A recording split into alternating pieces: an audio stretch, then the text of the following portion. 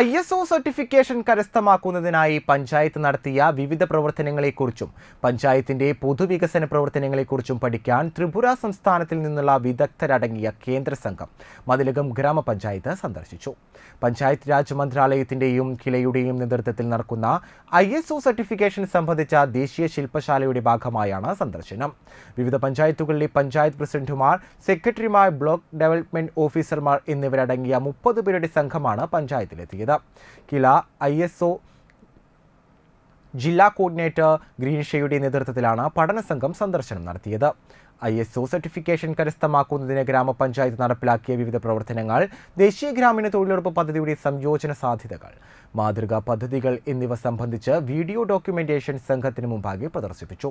ഗ്രാമപഞ്ചായത്തിലെ record room, front office, back office എന്നിവ സന്ദർശിച്ച സംഘം പഞ്ചായത്തിന്റെ പ്രവർത്തന മികവിൽ തികഞ്ഞ സംതൃപ്തി പ്രകടിപ്പിച്ചു.